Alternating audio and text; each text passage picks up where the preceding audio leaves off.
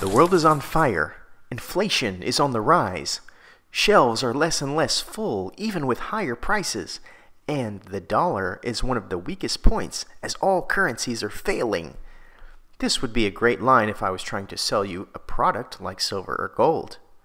The definition of fear-based marketing is as follows. It influences the audience's psychology and urges them to take action to minimize that fear.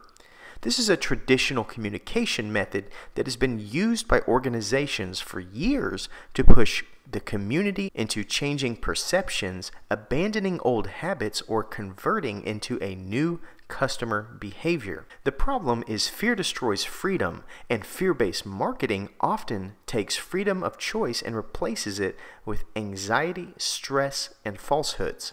Find out today how to effectively stack your metals in a way that is fear-free and based on freedom here on the Culture of Currency. Every sector of humanity has its problems. You know it and I know it. One effective way to help eradicate a problem is to be able to objectively look at an issue and be able to create ideas freely without emotions attached. This is a higher level of logos or logic and is most effective.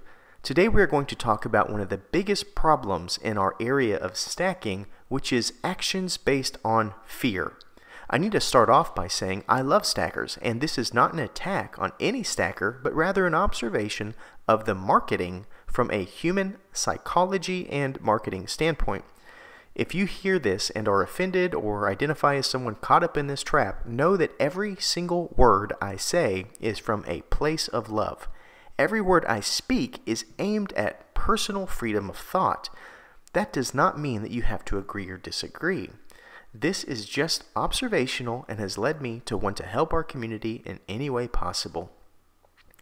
We need to start by defining the enemy so that we better can recognize it when it's in front of us. So what is fear?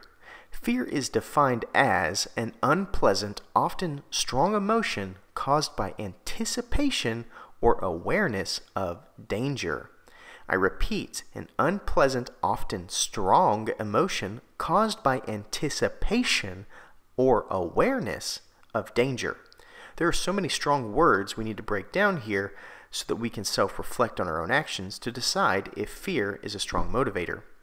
As you can see, the last part of the sentence seems to be the genesis of fear, as in fear is caused by the anticipation or awareness of what? Danger. So danger is what we have to identify and the motivator we must perceive in order to dictate action. What is something that is dangerous? Let's say a tiger. Tigers are dangerous. If you were at your mailbox and you spotted a tiger, that danger you perceive leads to an emotional response.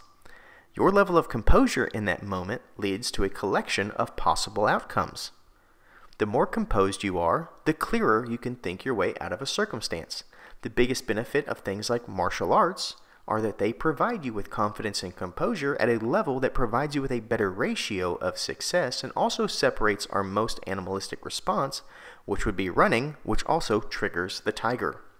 One of the best defeaters of fear is preparation. This is where stacking of metals correctly is often of great benefit. Preparation is one of our best tools, but it is almost impossible to define when it comes to metals, as the end game of knowing exactly how much someone needs is variable, and we've never been in a place where individual owners of metals had to en masse live off of their stack in recent times. This is just undefined and unregulated territory, and everyone proclaiming to have the answer is just speaking from a perception and not historical basis. When it comes to your personal income, what is the tiger or danger that is the primal reason you stack? Is it inflation? Is it the world scenario being played out? The uncertain future? No matter what the reason, there are a multitude of stackers where danger is involved in the equation of their stacking journey and is still providing them with fear, creating emotional responses that never seem to be quenched. This is evident when you feel drawn religiously to follow things like gold and silver spot prices and feel anxious when you've lost an opportunity to buy or sell. It is hard to blame yourself as you can turn on any major news network for a day and get a heaping spoonful of fear-based advertising for gold and silver. There are metal advertisements everywhere that say national debt is on the rise, the dollar is weak, and that all of your money needs to be moved to a silver or gold-backed IRA, but you should only consider the company I speak for. Fear is pushed again and again and again. If gold and silver were so marketable, you would not need advertisements to sell them, and you definitely would not need fear to be a motivator in that marketing. The crazy part is, many stackers and investors love fear-based marketing because it can, in their minds, drive many to purchase the same commodity, which increases the demand and their investment. If many of these financial gurus get to a point where their dreams come true and silver hits, let's say, $100 an ounce, history tells us time and time again that they will deviate from silver in a giant sell-off, flooding the market and leaving you with tons of silver and gold at value that makes you question your life decisions. So how do we take fear out of the equation and still stack metals? The answer is simple and yet somewhat complex at the same time, as our goal is the same, but our why has to change. We have to first off eliminate fear from the equation. Notice I did not say danger.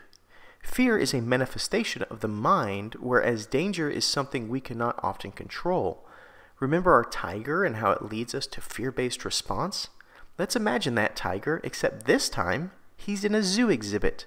You recognize that this is a dangerous animal, but you do not have fear. There are many elements of this tiger's exhibit that lead you to a psychological place where you do not fear, but you enjoy looking at dangerous animals like the tiger. But you paid money to get into the zoo for observations of things that could be perceived dangerous, because you see beauty in them. This is a key to freedom in a way. When you can recognize beauty in things that are perceived dangerous, fear tends to fall away.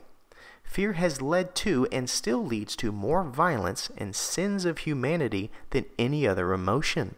It is the tool of the wicked. It has led to genocide and crusades. The understanding of all things being beautiful and created in the same image leads to the dissipation of fear so much that we can even enjoy the presence of our perceived enemies. This is where freedom is derived. The idea that your best friend and your opponent do not know a different version of yourself, that your actions are based on internal choices of contemplated ethics and not external forces like fear. So if you want to stack metal with a clear mind and a logical approach based on composure, you must rethink your mindset on stacking to an approach that leads to the recognition of beauty and gives way to utter enjoyment. This is the exact reason why I identify myself as a collector and not a stacker. Each ounce provides me with overwhelming joy while also providing me with security. I'm not seeking security, but it's a great bonus to my love of metals. If times lead to a place where metals are an exponential benefit to life, I will be covered.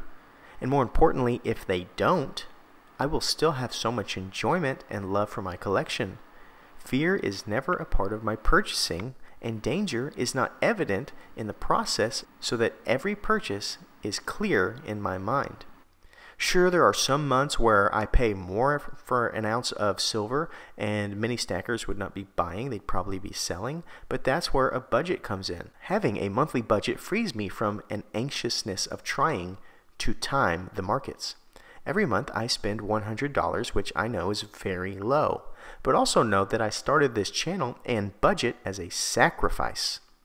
This channel is dedicated to you, the viewer, not to me. My $100 a month is a choice made by my wife and I so that every single viewer could see over time my collection and know that they could do the exact same thing. To me, that provides hope rather than me having hundreds of thousands of ounces over time and pushing fear. This is a channel for you, the viewers, not for me. If you are a stacker and you are emotionally attached to some of the pieces in your collection, then you are exhibiting signs of a collector, which is completely okay. It is fine to be a little bit of both, and I would actually challenge you next time you purchase metals to incorporate a little bit of collector and stacker transactions. Buy your 10-ounce bar and find a coin or a round or a bar that you've always wanted from a beauty standpoint. You will see it differently, and it will always bring you joy, which is something our world could use a little bit more of. As you can see, stacking can be very rewarding if fear is not a part of the equation and there are subtle beauties recognized in the areas of danger. My advice to you is to be able to define your why you stack or collect and recognize your actions based out of enjoyment or preparation and not fear. Please let me know in the comments your thoughts, as any video until we reach 650 subscribers could be selected for our Krugerrand giveaway, and please remember to always stay classy and current with the culture of currency.